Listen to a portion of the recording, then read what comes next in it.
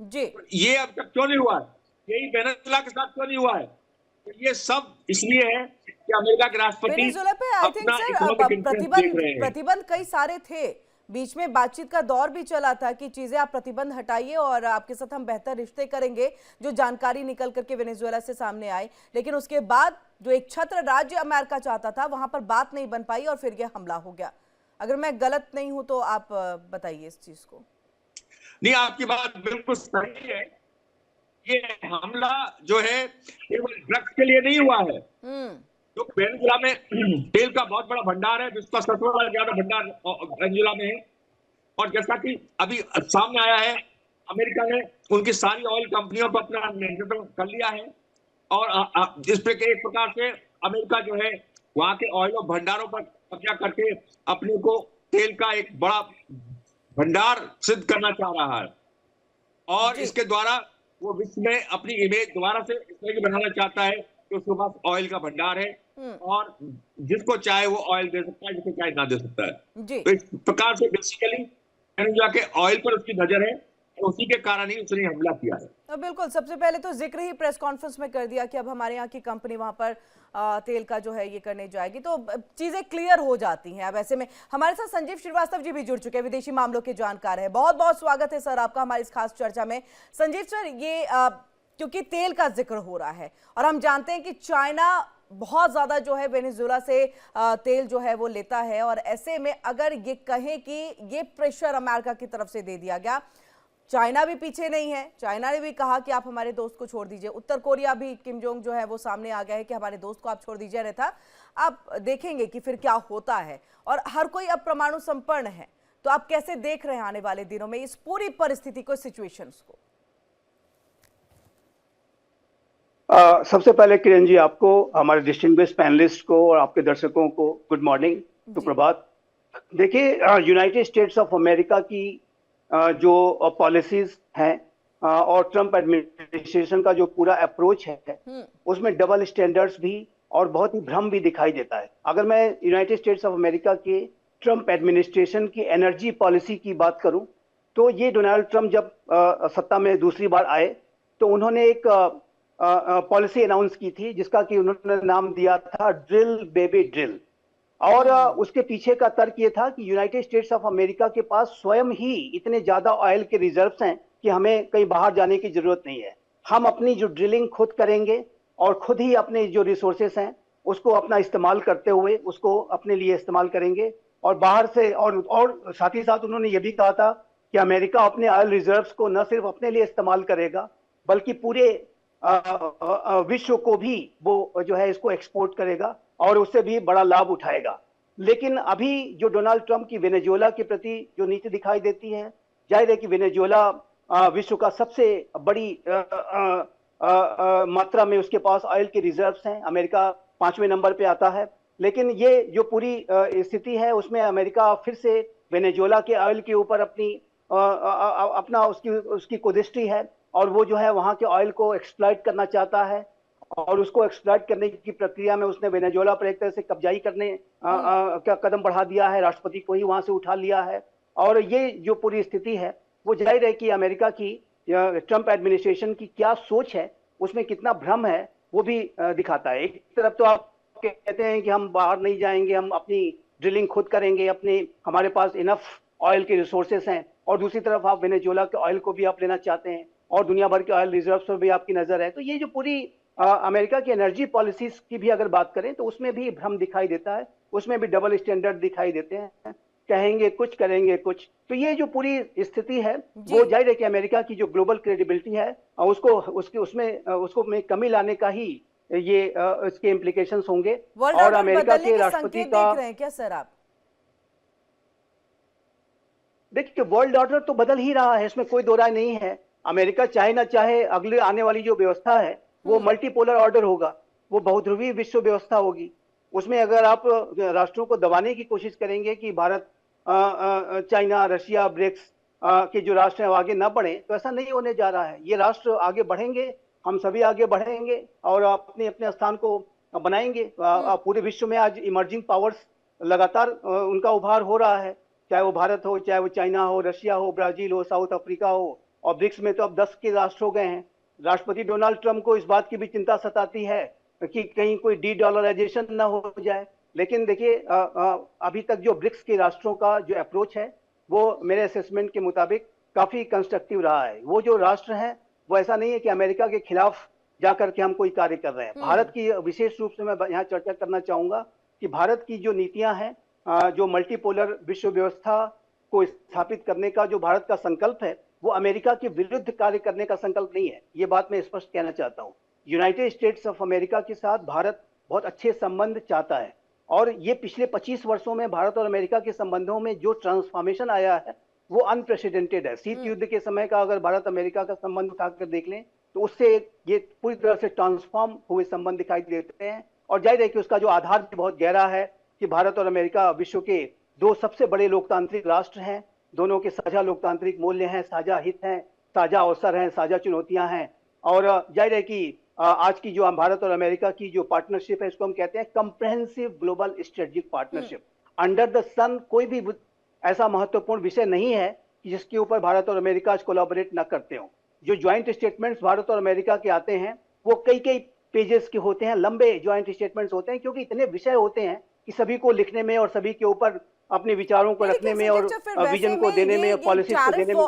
Tariff का जो एक बम फोड़ दिया जाता है अभी हाल फिलहाल में भी, अगर मैं ये वेनेजुएला में भी बताऊं तो ये सिचुएशन होते होते में टैरिफ को लेकर के फिर एक बयान आ गया कि भारत को तो हमारी बात मानी होगी। ये प्रेशराइज क्यों करना और क्यों डोनाल्ड ट्रंप को बार बार ये लगता है कि पूरी दुनिया उसके खिलाफ में है, पूरी दुनिया जो है अमेरिका के खिलाफ चीजें कर रही है, चाहे अलग से एक कहे कि करेंसी बनाने की बात हो, डॉलर के अगेंस्ट चीजें, कि हमारा भी एक अलग ऑप्शन मोनोपोली क्यों हो। तो ट्रंप को ये बार क्यों लगता है कि भाई उसके खिलाफ है सब कुछ?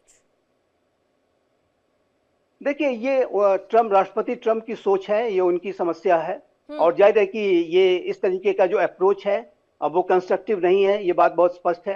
भारत का जो अप्रोच अमेरिका के प्रति बहुत कंस्ट्रक्टिव है।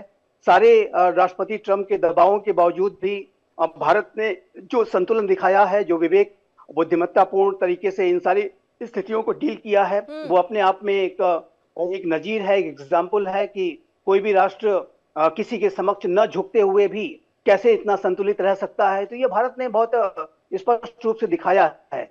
लेकिन एक बात बहुत स्पष्ट है कि भारत अमेरिका के किसी भी दबाव में कभी भी झुकने नहीं जा रहा है। किरण जी देखिए, भारत की चाहे वो आर्थिक नीति हो, चाहे वो रक्षा नीति हो, चाहे विदेश नीति हो, उसमें स्ट्रेटेजिक ऑटोनॉमी यानी रणनीतिक स्वायत्तता, यानी कि अपने राष्ट्र के हितों को सर्वोपरि रखने का जो विचार है और उसके आधार पर अपने निर्णय लेने का और स्वयं से निर्णय लेने का जो विचार है, वो भारत के नीतियों में इंटीग्रल पार्ट रहा है, आज भी है और भविष्य में भी रहेगा। उसमें कोई बदलाव नहीं हो सकता। और भारत को किससे तेल खरीदना है, किससे तेल नहीं खरीदना है, किससे मिलना है, किससे नहीं मिलना है, ये तो भारत की सरकार डिसाइड करेगी। ये तो prime minister Shri Narendra Modi decide करेंगे। ये अमेरिका थोड़ी डिसाइड करेगा कि हम कहां से किसके साथ कैसा इंटरेक्शन रखेंगे। तो ये बात भारत ने बहुत स्पष्ट कर दी है। और दूसरी बात यह है कि भारत ने कुछ की सेक्टर्स के संदर्भ में अमेरिका को बता दिया है कि जो डेयरी का और कृषि का और फिशरीज का जो क्षेत्र है, जो वहां पे बड़े हमारे अपने राष्ट्र के आम लोगों के जो हित हैं उससे जुड़े हुए हैं, उसके साथ कोई कंप्रोमाइज नहीं किया जाएगा। और अगर अमेरिका को भारत के साथ डील चाहिए तो एक विन विन फार्मूले को अमेरिका को भी समझना होगा। जहां विन विन फार्मूला संभव है वहीं पर बातचीत हो सकती है। जो ऐसे क्षेत्र की जहां पर कोई कंप्रोमाइज संभव नहीं है, जाहिर है कि वहां पर कोई बातचीत आगे नहीं हो सकती। ये बात अमेरिका को समझनी होगी। कर्नल कुणाल, इस चीज को बताइए, क्योंकि अभी तो हम बात कर रहे हैं कि वेनेजुएला के बाद कोलंबिया की बारी है। अगर अभी हम लिस्ट में देख लें, क्योंकि अमेरिका ने तो मुझे लग रहा है कि अपने दुश्मन बहुत ज्यादा बना लिए हैं, आप उनके दुश्मनों की लिस्ट में किन किन देशों को देख रहे हैं और तैयारी उनकी अब क्या हो सकती है? कोलंबिया ने तो कह दिया हमने सीमा पे सेनाओं को तैनात कर दिया है, लेकिन अमेरिका के सामने टिक पाना टफ है। लिस्ट का आप क्या देख रहे हैं? नहीं, अमेरिका का लिस्ट में तो सबसे पहले रशिया है, तो उसके बाद चाइना है, उसके बाद इंडिया है। Because these 3 countries are not, वो अमेरिका की बात सुन नहीं रहा है। रशिया के राष्ट्रपति को भी उठा सकते हैं क्या, किस तरह से ले गए? और नहीं, राष्ट्रपति उठाने का बात नहीं है, वो तो थोड़ा एक्सट्रीम हो गया है, क्योंकि वो काफी वीक मिलिटरीली है। ऐसे नहीं है जो इंडिया का प्राइम मिनिस्टर या चाइना का प्रेसिडेंट को उठा ले जाएंगे। लेकिन आपने जो कहने का मतलब है जे अगेंस्ट में है, बिल्कुल। और वो तकलीफ में इसीलिए है जे दूसरे कंट्री वो जो हेजेमोनी है, मतलब हम सुप्रीम है, हमारे बात सब आदमी सुनेगा, ये नहीं सुन रहा है। इसीलिए ट्रम्प का जो आइडिया है, अमेरिकन आइडिया है, ये इसी चक्कर में वो कोलंबिया को बहाना चाहिए। हम किसी भी तरीके से बहाना बना लेंगे, किसी को मतलब बैड आदमी को बहाना बनाने का कोई एक्सक्यूज ऑलवेज मिल ही जाता है।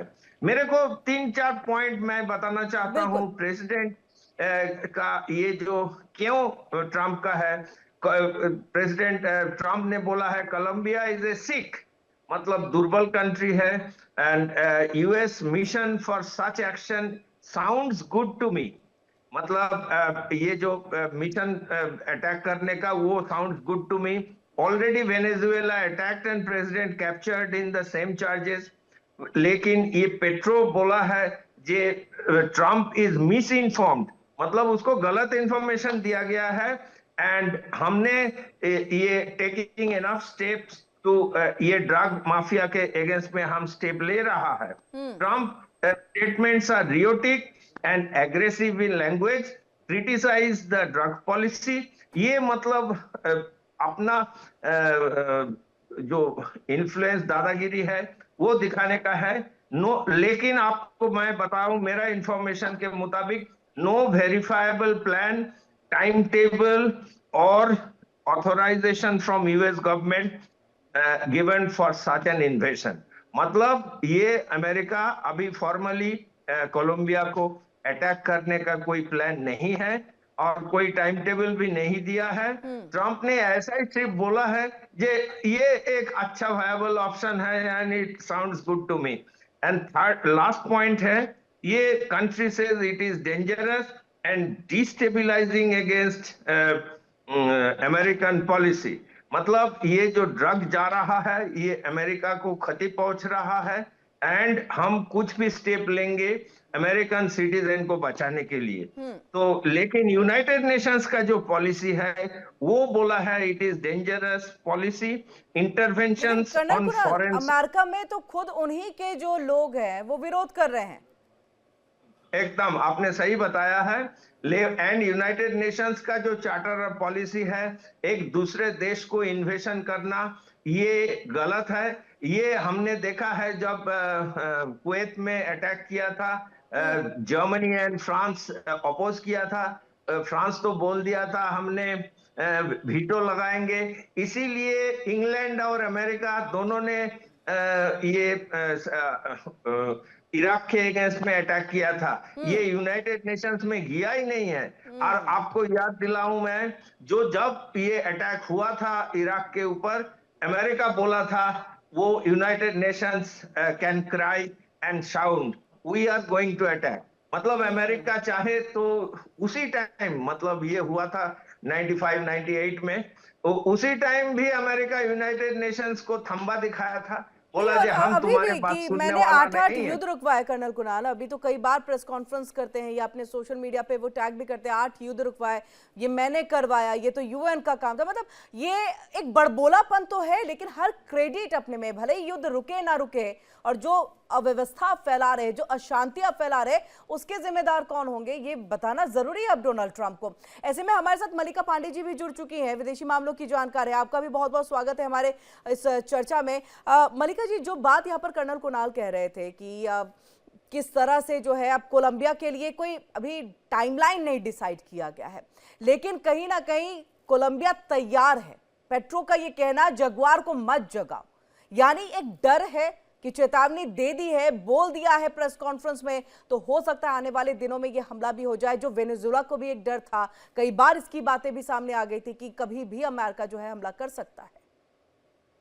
बिल्कुल किरण जी, सिर्फ कोलंबिया ही नहीं, आप देखिए क्यूबा भी उनकी टारगेट में है। कोलंबिया से लेके क्यूबा तक सब लिस्ट निकाली गई है, यूएस के टारगेट्स क्या क्या हैं, जिसने यूएस ने डायरेक्टली थ्रेट दिया है। इनफैक्ट अगर हिस्टोरिकली देखा जाए तो कोलंबिया एक बहुत बड़ा एलाई था यूएस का लैटिन अमेरिका में, सबसे लार्जेस्ट उसका एलाई, सबसे स्ट्रॉन्ग उसका दोस्त आप देखिए कोल्ड वॉर के टाइम से कोलंबिया रहा है यूएस का, बट अभी क्या है, जो पेट्रो है वो लेफ्ट लीनिंग प्रेसिडेंट है, वो लेफ्टिस्ट हैं।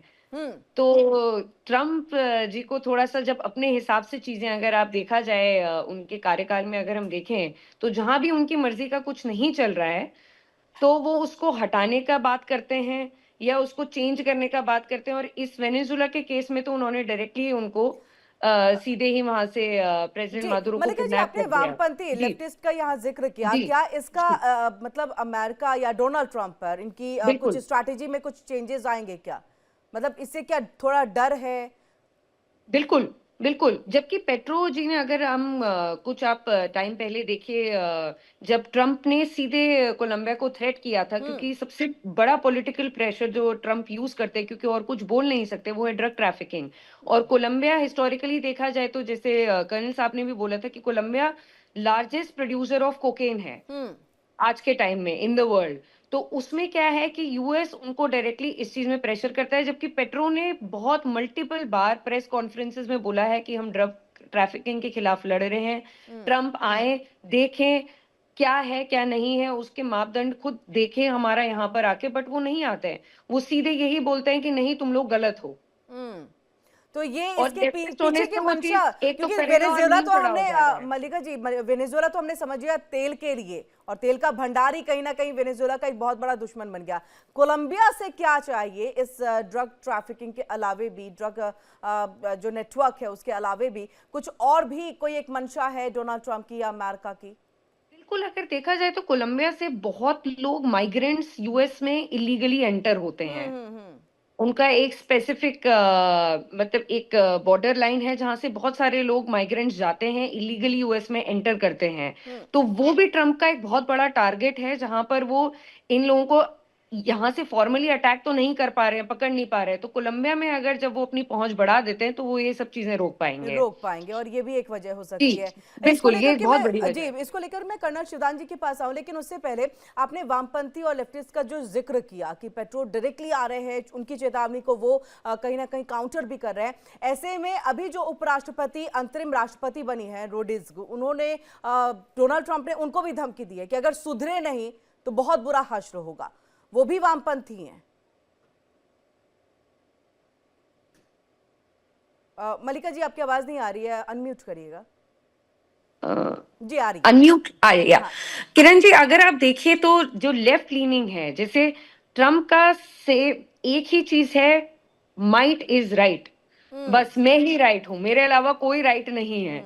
तो जो भी उनके ऑपोजिशन में है, चाहे वो आइडियोलॉजिकली हो, चाहे वो इंडिया हो जो थोड़ा सा बेंड हो गया है रशिया की तरफ आजकल ग्लोबल पॉलिटिक्स में, तो जितने भी, जैसे कोलंबिया है, बहुत, मैंने आपको जैसे बताया, हिस्टोरिकली उनका दोस्त रहा है कोलंबिया, कोल्ड वॉर के टाइम से दोस्त रहा है, बहुत बड़ा सपोर्टर रहा है। बट कल जाके कोलंबिया ने वेनेजुएला को सपोर्ट किया है। उनके प्रेसिडेंट पेट्रो ने एकदम स्टेटमेंट निकाला है कि जो अमेरिका ने गलत कि किया कहीं है, अगली बारी जो है वो हमारी ना हो जाए, वो हमारी ना हो। जी हमारी तो ना जो हो। उनके आइडियोलॉजी को सपोर्ट नहीं करता है उसके वो अगेंस्ट चले जा रहे हैं, चाहे वो लेफ्ट हो चाहे वो कोई भी हो। जी अब ये कर्नल शिवदान जी, इस चीज को, क्योंकि हम लगातार इसकी बात कर रहे हैं कि डोनाल्ड ट्रंप किस हिसाब से जो है बाकी देशों पे ये हमला एंड ऑल सारी चीजें, लेकिन उनके देश में खुद जो है ये विरोध हो रहा है। यहाँ तक कि अगर मैं आज के न्यूज़पेपर की भी बात कर लूँ, जो अमेरिका के न्यूज़पेपर है, काफी रिनाउंड है सारी चीजें, तो उनके तरफ से ये कि हम लिखे तो लिखे क्या, क्या किया अमेरिका ने, क्या किया डोनाल्ड ट्रंप ने, समझ में ही नहीं आ रहा है कि इसको लिखे कैसे, क्योंकि खुद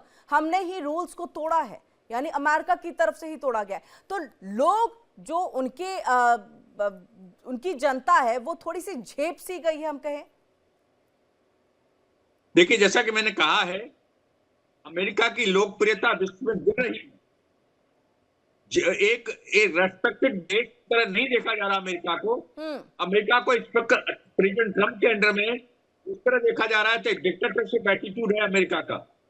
जहां चाहे वो करने की कोशिश करता है, जिसको चाहे उस पर अटैक कर दे, जिसको चाहे जिस तरह की पॉलिसी अडॉप्ट कर ले। तो वहां की जो जनता है अमेरिका की, एक बार ये पूरे विश्व में प्रसिद्ध है कि अमेरिका की जनता जो है प्रजातांत्रिक मूल्य में बहुत विश्वास रखती है। ऐसी जनता के राष्ट्रपति इस तरह की हरकत कर रहे हैं, जहां चाहे जो कुछ कर दे। तो इस प्रकार से ये लोकतंत्र का ये तरीका नहीं जिससे कि एक्शन प्रेसिडेंट ट्रंप ले रहे हैं। जी। इसलिए वहां की जनता में उनके खिलाफ विद्रोह है, वहां की जनता जो है उनके विचारों के साथ नहीं है, इसलिए वहां पर तरह तरह की आवाजें उठ रही हैं। और ये क्योंकि प्रेसिडेंट ट्रंप जो है का सेकंड टेन्योर हो रहा है ये प्रेसिडेंट का, इसलिए उनको अगला टेन्योर की एक्सपेक्टेशन ही नहीं है, इसलिए वो अपना डिक्टेटर एटीट्यूड दिखा रहे हैं और जिसमें जो मर्जी वो करने चले जा रहे हैं। जी। एक बड़े शर्म की बात है कि अमेरिका के जैसे राष्ट्रपति नोबेल प्राइज के लिए तरह तरह की हरकतें कर रहा है, जिनके बारे में कल्पना नहीं की जा सकती। इसलिए वहां की जनता जो है इनसे बहुत ज्यादा नाराज है और इससे अमेरिका की जो रेपुटेशन है पूरे विश्व में, इज्जत की जगह इस वक्त अमेरिका को बहुत ही दूसरी नजरों से देखा जा रहा है।